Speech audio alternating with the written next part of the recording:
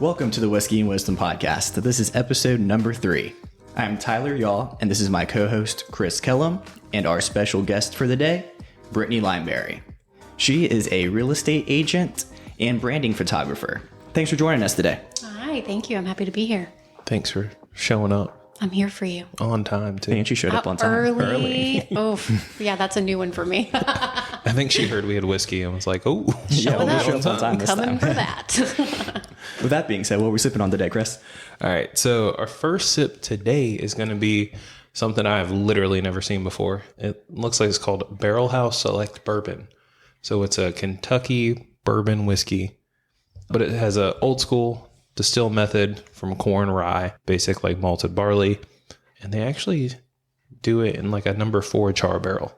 So each barrel, how they char the inside affects the flavor. So you can go from 1 all the way up, which is kind of nice. Because it's from Kentucky, they actually have Appalachian Mountain Spring Water. Oh, I love it. Nice. How do you say Appalachian? Appalachian. Appalachia. You don't say Appalachian? He's not even from here. I love it. I was just curious. I didn't know. Sure. But no, I mean, I think we should all just cheers Cheers to that. Cheers. to a fun one.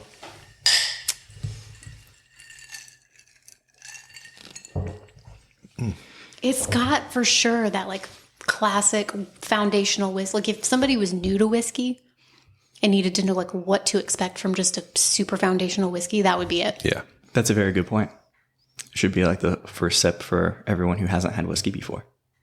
I would go with that. Yeah. Just make sure you put it on rock. Yeah. Yeah. Rocks. Whichever you prefer. Yeah. All right, we'll get into it now. Again, this is Brittany Lineberry. Just an introduction to how we all know each other. Back, we found out it was 3 years ago already. We all worked inside a jewelry store, Reach Jewelers, here in Wilmington, North Carolina. And we just became best friends out of really nowhere and different experiences together, and joined our coalition and went off on our own in different ways as we started to grow our own businesses and kind of get where we are. And Chris is holding down the fort there and keeping the legacy rolling over at Reed's. Yeah, I feel like we just need some young blood still there. And as soon as we hire somebody who's in their 20s, I can be like, all right, let's leave. After we left was when you caught your stride too. I mean, you have got some serious momentum going on up there. I mean, I would love to say it's because you guys got out of my way. That may be true. I love that. Yeah. Like, y'all just need to leave. It's one of those, I think it was more I had to rise to the occasion. So I love it. Yeah, you're crushing it. I love to see it. Let's learn more about you. So tell us about yourself. Okay, so you caught the rough shell of it, and you asked me earlier today a question of, is this 2 jobs or is this one job, sort of? And I've been asked that a lot lately, but I feel like this is one big job because I cater to real estate agents on the photography side of things, helping people really kind of like niche down into their ultimate focus for their clientele. So on the photography side, I focus on branding and helping people do that. But my personal niche is in new construction. So a little behind the scenes here, as far as real estate goes, my husband works for a custom home building company. And way back when we were in the jewelry store, I remember just thinking that I had been doing that for 10 years and felt like it was time to kind of, I don't want to say level up, but just level into something different, something that I was really challenging myself. I was ready for something new. And I looked to him to kind of, I don't know, give me some advice or guidance on the industry. And that was a way for me to branch out and try something, new and different. So I got my real estate license in 2019 and joined a real estate team right out of the gate, somebody that I actually had met in the jewelry store and had bonded with, and have really just grown from there. But on the photography side of things, way back in college, I went to North Carolina State and studied. Wolfpack. Yeah. And that was just like the perfect experience for a university because they just value hard work, but they value kind of like being a homegrown kind of human being. And They value authenticity. They value diversity. And so I just got a very well-rounded experience there.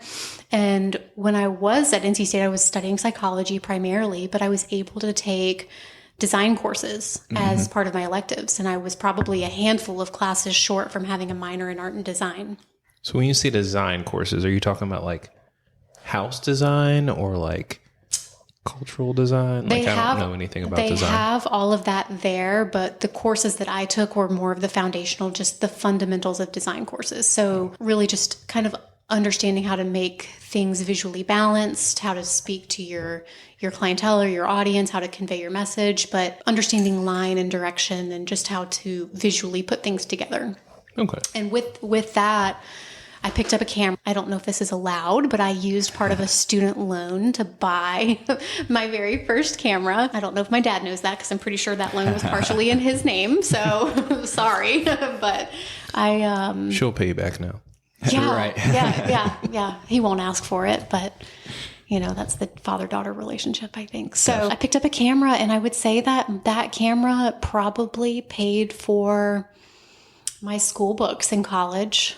It was just something I did off to the side and got paid here and there for it. Graduated college and kind of laid down the camera and started in retail sales, which I loved for a long time. So when you say retail, where did you start? Because I started in retail, and my retail was way different. Yeah. I'm assuming because I've been here in town. It goes too far back.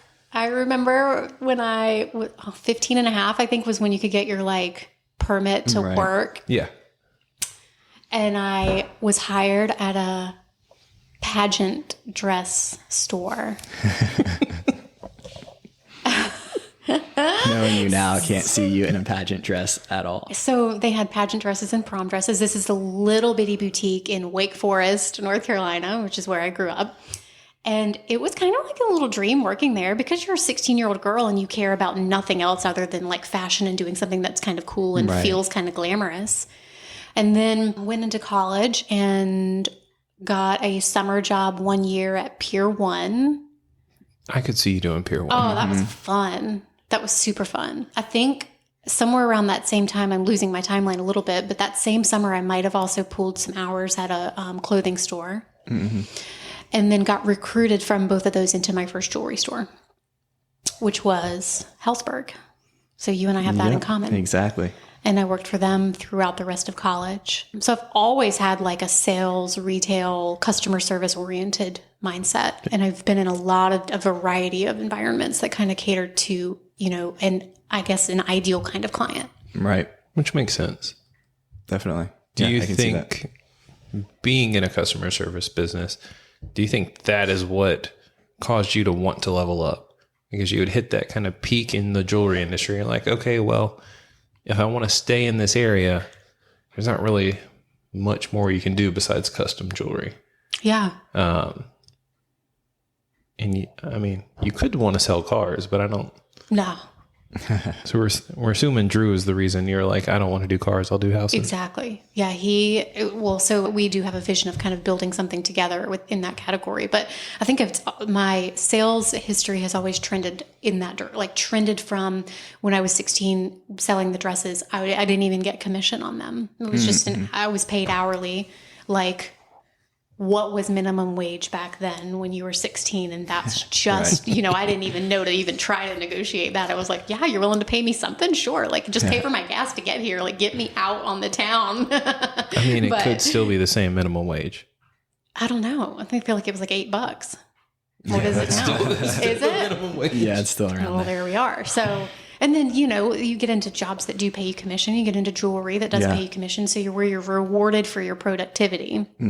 And that concept is rewarding, but it's also very frustrating. Yep. And we all know that. But so the slowly trending upwards towards selling. I don't want to make it sound like it's about the money, but you do selling more expensive things comes along with different challenges. Definitely. It comes along with a different clientele. It comes along with having to educate yourself more about the product that you're selling. You're not just selling something pretty. You're not selling something that's just essential. When I was 16, people had to have a prom dress or they had to have whatever occasional piece they needed. So it comes to where when you're selling jewelry, like sometimes it's essential, like an engagement ring or a wedding band. And then sometimes it's not. And you have to like really know the product to get people to see the value in it. Mm-hmm. And so now that I'm in houses, like there's a risk involved. Like that was something that I felt like was going to make me feel fulfilled. Like I was doing something that was super important for people. You're giggling. Tell me why you're giggling.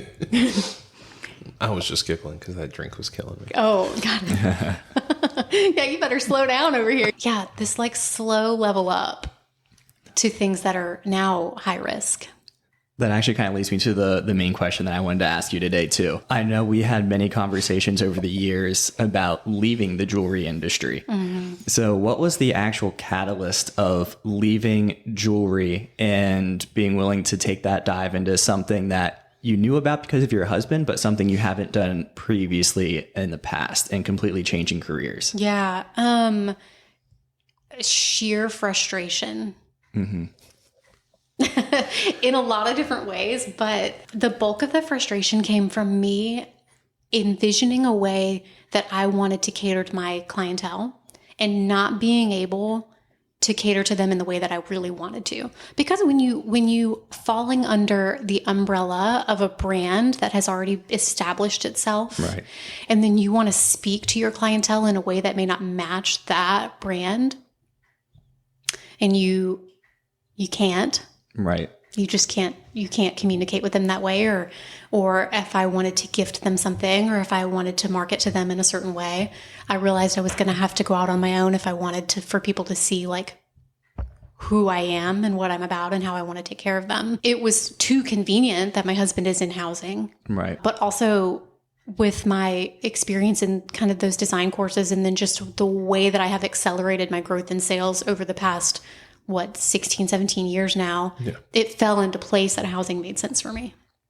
Yeah, that makes a lot of sense. And then how did photography play a role in doing that too? Because I know in past conversations, photography was always kind of like the baby on the side. How did that get brought into real estate?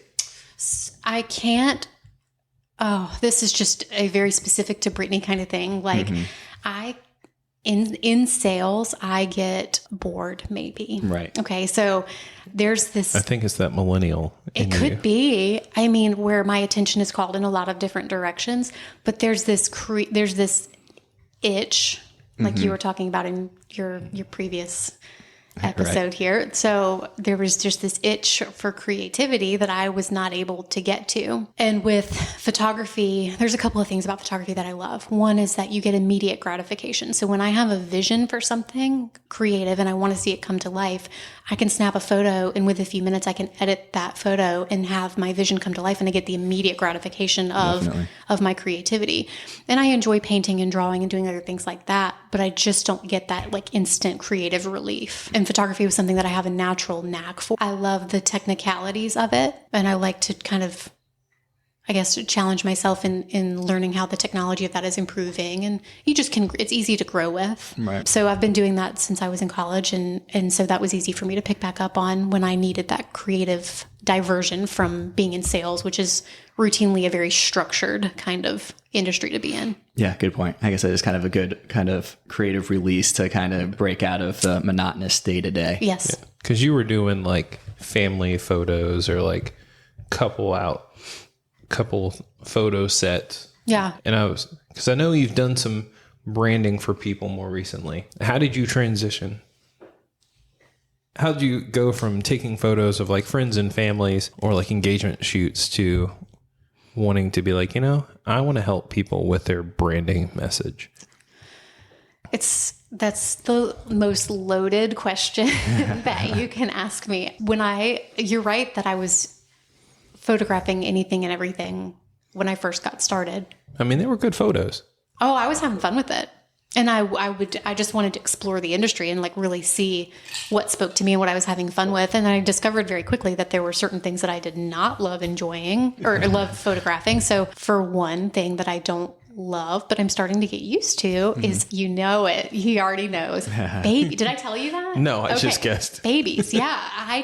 Because I'm not a mom. So that communication style doesn't speak to me, or I have a hard time like figuring out how to interact with moms maybe. Right. And I don't know, that'll probably come as time goes on or as Drew and I make that decision. But I love, this is how I advertise my photography business now, fiercely loving couples. So I really love the emotion and the dynamic between people, like a couple or two people. And then primarily now it's come, like you just said, into branding.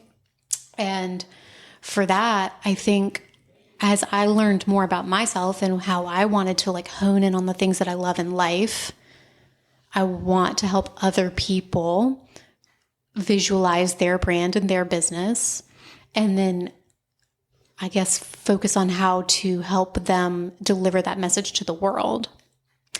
And there's some really heartfelt stuff that we can get into if you want to. We've got the time for it. Yeah, I mean, so how the two tie together, real estate and photography for me. And a lot of people did not get this until I really recently started talking about how the two tie together. When I got into real estate, the way that they train you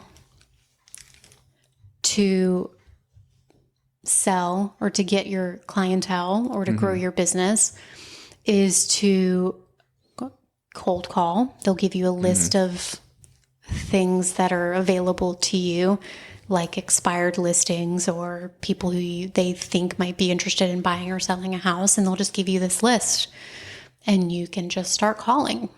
And that, even just saying it right now, sounds absolutely miserable to me. And I mean, if you're doing that, that means other people are doing the same thing. Yeah, I'm probably hitting the same customers too. so we'll get into that too. Oh, because after I verbalized that I was having trouble with this concept, especially coming from the industries that I came from where relationships were everything, right. I would get messages from people who were like, wow, you really see the industry very differently. And that fueled this fire. So back to what I was saying though, that was just how they tell you to build your business. And they focus on the hustle and the working or answering your phone at 9:00 at night if you have to, because that's how you have to get the next deal. That's how you get your next paycheck. And of course, being commission oriented, the more you answer the phone, the more at bats you have to get the next lead, to hopefully convert into the next client, to hopefully convert into a closing. And that's how you get your paycheck. But that's just not for me. And I knew it from day one when I was like, this is not the industry that my husband has described to me. This is not what the girl who recruited me into real estate described to me. This is just not what I thought I was getting into, right? Exactly. And I'm like, I'm not sitting in this cubicle for 8 hours a day calling how many? 100 people to get one, like the statistics, you have to make 40 to 70 phone calls to get one lead. And that's just a lead. It's not even That's an not actual a sale. client. Right. That's not an active client. Then you have to go through the whole process getting them pre-qualified for a loan and making sure that the actual finances of the whole thing work. And it just sounded like mind-numbing to me, but also exhausting and not thrilling, just not what I had come to know. And I didn't feel like that was the way that it had to be for me. And so I started to fight the system a little bit. And I tried exploring different avenues of marketing, getting out there, which you partially inspired me on this, Tyler, because you're a very networking kind of get out there and go to the events and talk to people and get to know people. And so I started to do that. I gathered up a couple of girls that are in the Wilmington area and started a networking group. They were really kind of the catalyst that got me thinking about like work smarter, not harder, figure out like what really lights you up. For sure. Who are the people that you want to work with? Who are the people that you can see pouring your heart into to make their kind of dreams come to fruition? I've been able to meet quite a few of those women that you got together and stuff. And one of the things that I love about them is it's all about passion. Yeah, 100%. And that speaks a lot, because there's a lot of people out there right now that just have a job to pay that paycheck. But seeing people actually pursue their passions is a lot more fun and inspiring for even someone like myself to watch. I'm friends with a lot of them on Instagram. Just watching their journeys is just exciting, because you can tell when someone actually enjoys what they're doing every day. Yeah. I mean, it makes the job itself more enjoyable, but also from a client perspective, when you've met your perfect match. So let's just use my niche, which is new construction. You know, because you're going through it. Your experience with me is going to be completely different because you know that that's the thing that that lights me up, literally. And so you probably would look, or whoever is interested in building a home or buying something that is new construction would know that they're working with somebody who's going to take absolutely the best possible care of them that they can, because I have dedicated the past 2 years to educating myself about that. And then I got my hubby in my back pocket that if I need to ask a question, I can get a real quick, very reliable answer for you. Yeah. So you're getting the best service possible. Whereas if I try to be a catch-all, and this is what I see in the industry is, you know, especially from the photography side, when I'm asking realtors about their brand and who their niche is or what I ask them to describe their business in one sentence. That's the very first question of an entire series of questions that I ask them. And they say, I want my clients to know that they're working with somebody who feels like their family. Okay. And then they're like, and I want to help everyone. I want to help as many people as I can help this year. And like, that's all well and good. But to me, you can't be a catch-all and give everybody wonderful service. Yeah, exactly. Yeah. I'm like, you see it everywhere. It's like Walmart sells everything. Yeah. But it's not the best at anything. Right. And that's what I think. I love what I'm seeing from what you have coming up in your new, like the branding setup, and what you're going for is helping people realize it's 2022. I need you to figure out what you really want to do and let's go with it. Yeah. Because everyone keeps trying to like grasp at straws and catch everything because they want to try and make money. But I don't think they realize that if you hone in on something and become great, you can be amazing. Sure. And people will see that and they understand that when you have a passion about one specific area.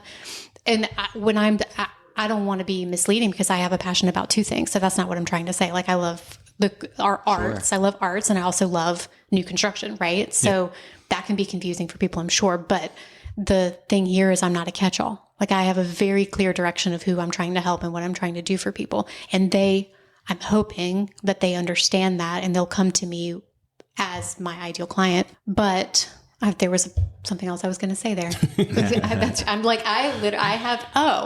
Also, the people who are not clear about who they really want to take care of are also not clear about, I think, their financial goals or what is really important in their personal life too. Mm-hmm.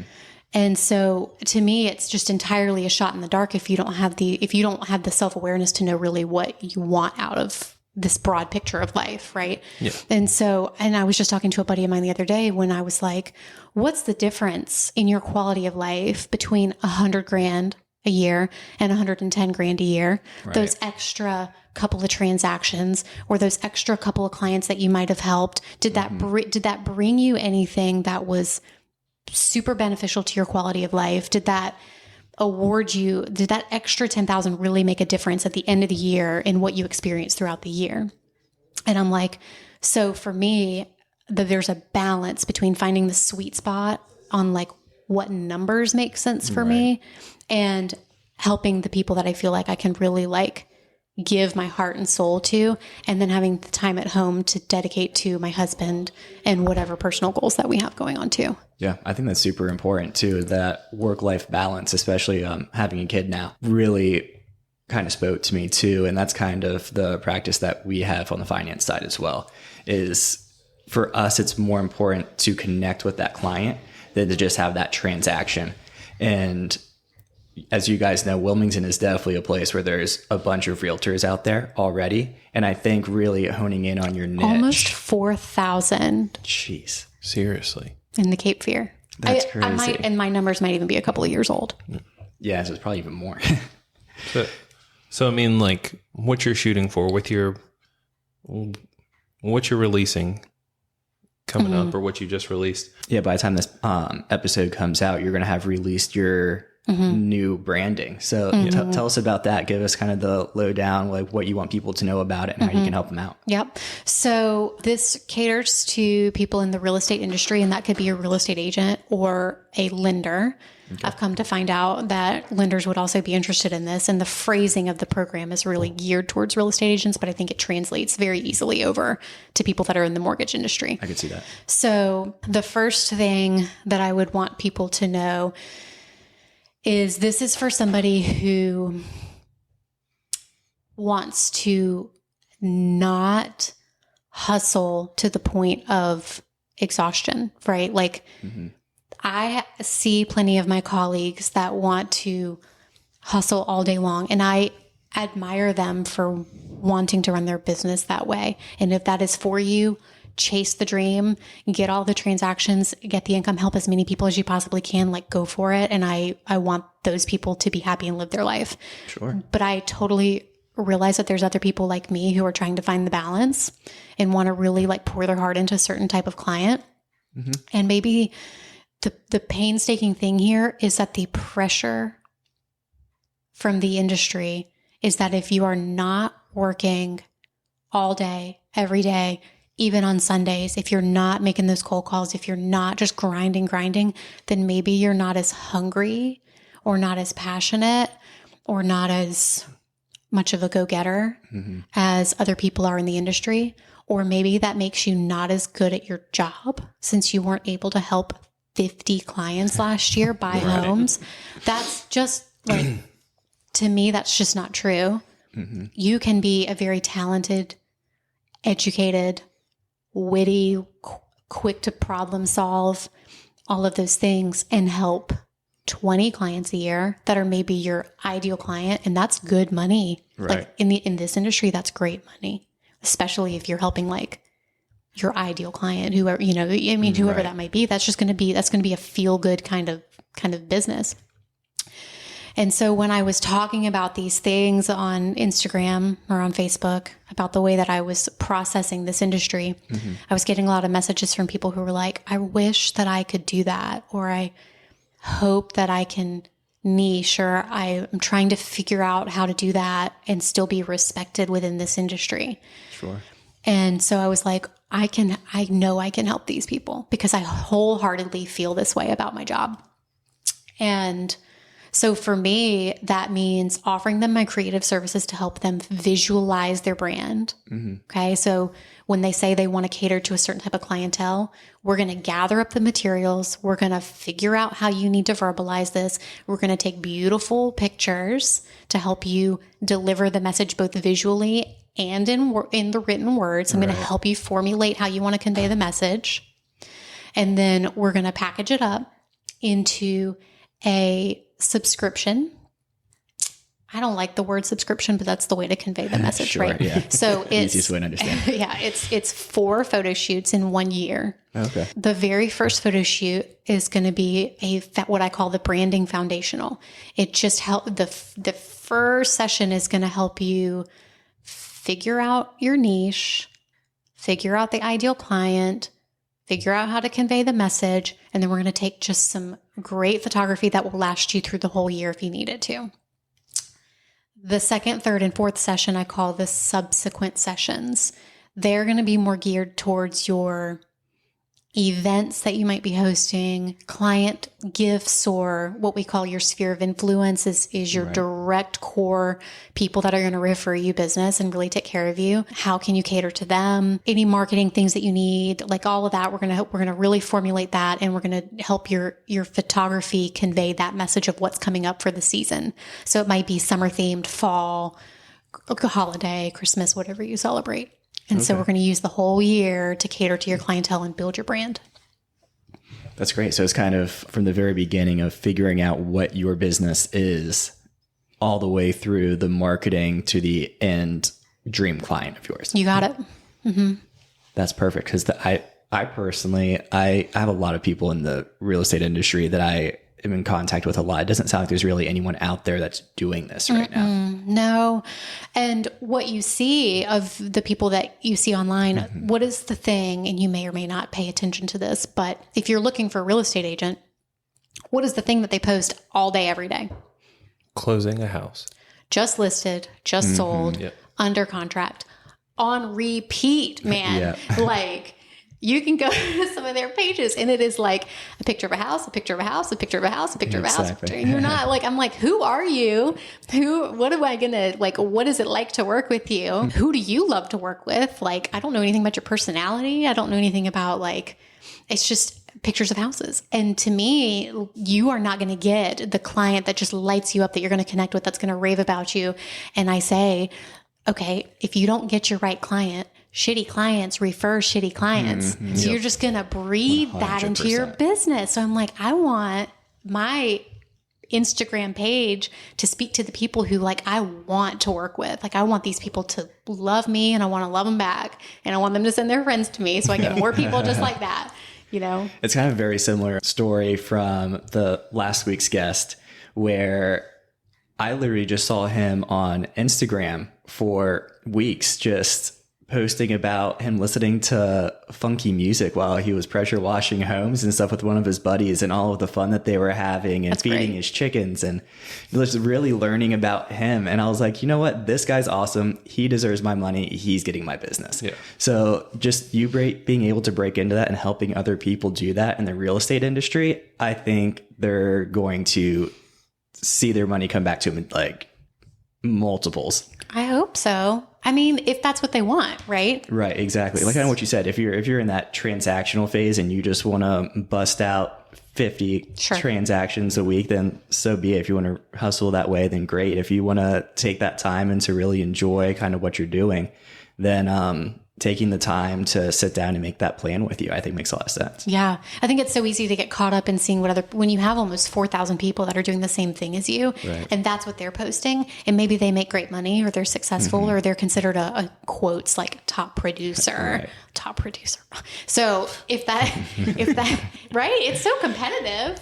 You're absolutely right. I mean, which kills me, but okay. So if you see that, then you feel like that's what you should be doing. And I hate that word should, like, oh, that's what so-and-so that sold $20 million last year should be doing. So, or that, you know, maybe so that's what I should be doing if I want to get to where they are. And the peer pressure is so real. And it's just, I call it garbage, because it's putting the impression on you that you have to conduct business a certain way. And it's literally just not. I'm glad you brought that up too, because that actually leads into a question that I was going to ask later, but it fits in now. I think you're actually the one who introduced me to Simon Sinek.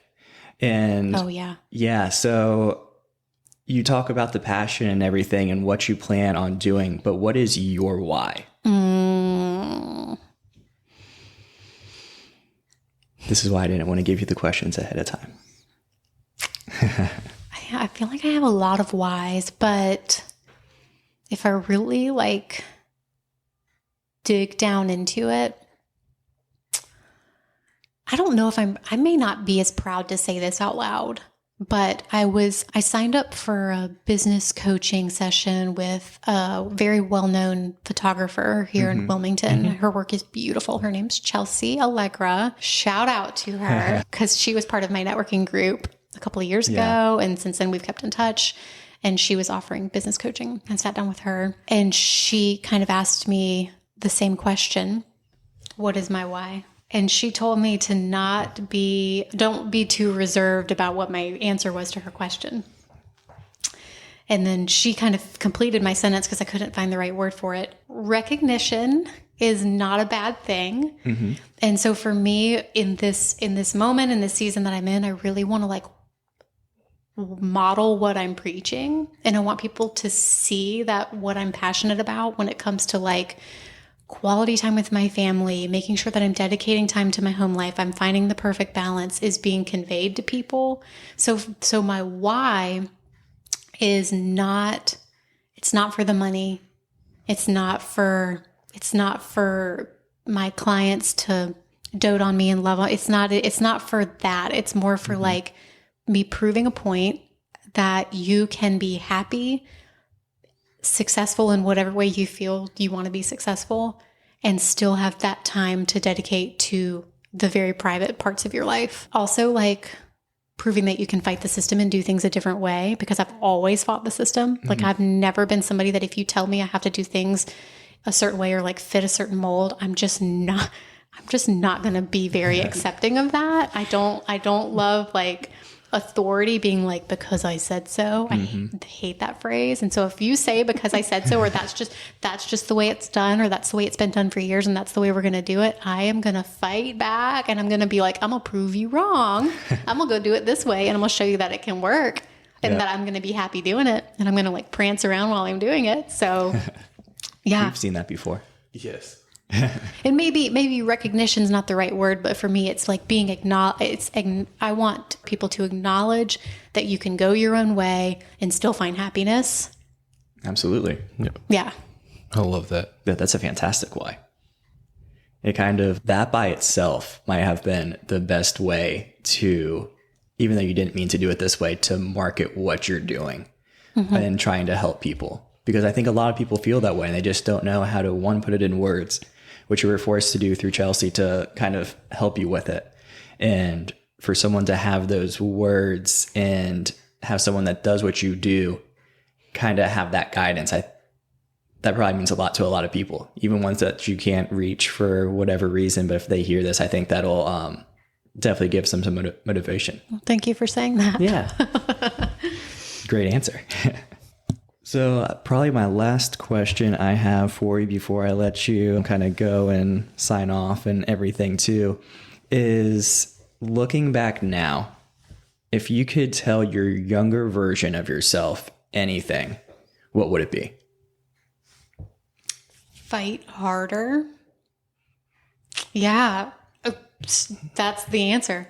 So Elaborate on that. Yeah, when I was, I think this has molded like me into who I am today. So when I was a teenager and when I was younger, I knew you were going to ask me this. I knew it. I was thinking in the car on the way here, they're going to ask me this one question that's going to make me tell this story. And I come from a childhood that kept me on a very, I want to say, short leash.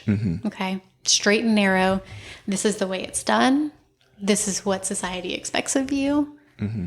And I remember feeling, like I was excelling in that pathway, and like I was reaping the benefits of going that route. Sure. My parents were proud of me, and my teachers were so proud of me, and I was like an A+ student, and I, whatever, and I had that, and then you get into college, and the thing that they tell you is going to happen to you happens to you. Where you just explode at the seams and you want to like try all the things and do all and I didn't get in trouble. I was never one to get in trouble, but I for sure wanted to get out there and like see the world and try things. So what was the question again? Can you just say it one more time for me just so I can hear it? I want to give you the right answer. Yeah. What would you tell your younger self now, looking back on everything that you've been through? Fight harder. Okay. So if I would not have been so accepting and would I think I always had this little beast inside of me that wanted to bust out and try things, get into college. And I did that. But if I was younger and fought harder against the system, I think I would have had more opportunities opened up to me. I would have been probably more worldly, more educated. My husband jokes with me now, and I do not take it personally that I have found I have a lot of book smarts and not a lot of street smarts sometimes. Like, I just don't know in some ways, like, how the world operates. And it took me a long time. So getting into my later 20s, I think I finally have like started to accumulate those street smarts. And now that I'm in my 30s, I feel very well-rounded, but it definitely took me fighting the system after getting into college and going out on my own. So I would tell people when they're younger, when somebody says this is the way it's done, don't just take that at surface or face value. Like, consider that maybe that's not the truth. Consider who's giving you that advice. Ask other people for, like, when I have a question about something, I ask like 5 different people. Right. And that's not me challenging what that first person told me. It's not that I don't trust you. Right?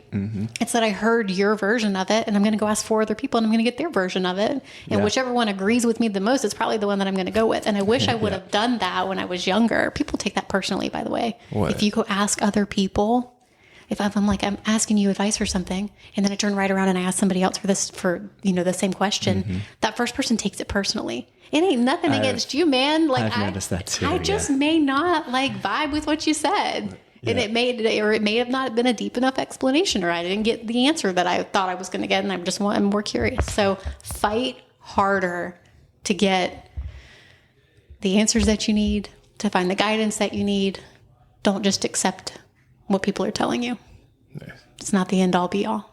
I think that's a perfect way to wrap this up, but I know you are on a time constraint as well. Any last words that you were hoping to get out to the hopefully millions of people that are listening to us? To all the millions of people, I'm accepting a very, very small single handful of people into that subscription service, because I think to keep my sanity and to be able to cater to my ideal clients, I'm only going to take a few of them on this first launch, and I'll launch it again in the fall. But for the people who really think that this is a good fit for them, who are in the real estate industry in some capacity, hunt me down and let's talk about it, because I want to find the right people for this. So, yeah, because if you want them to hunt you down, yeah, where can they find you? Yeah.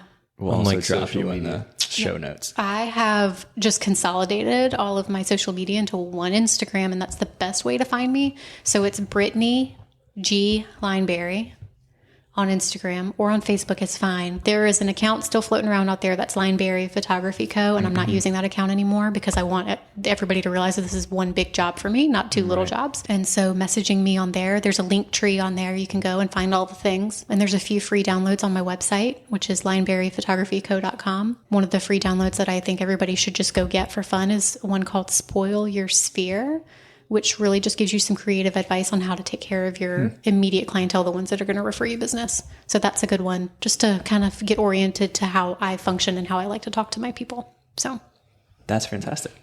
And I'll try to make it as easy as possible too. I'll drop your Instagram in the show notes, and any other way that you want them to get in contact with you too. Thank you. Absolutely. All right, everybody. It's Christine. Yeah, I mean, I'm just excited to see where you go and the growth. Because I mean, as you know, it's been 3 years since we've all been together, but every one of us is like a tree. Our branches are kind of going in different directions, but they're all showing a lot of growth. I'm really excited to see what you got. You guys too. Definitely. So I wanted to make sure I told you that listening to your first episode, first off, your temperaments, like your personalities are so chill. Like just sitting here in this room, just talking to you is easy. But as you go through, you said you wanted to talk to people about things that were not easy to talk about. Right. Or that are difficult to talk about. And I love that. And like, I cannot wait to hear what these difficult conversations are, because I am all about like a good, difficult like getting to the heart of the topic. And I want to see where y'all go with this. I'm excited. Yeah. Thank you. I appreciate that. All right. I guess we will start wrapping this up for the day then. Thank you everyone for listening. Again, that was Brittany Lineberry. Again, find her stuff in the show notes below. And please consider subscribing if you enjoyed. Download, share with your friends. That is the best way to support our podcast right now. Have a great day. See you next week.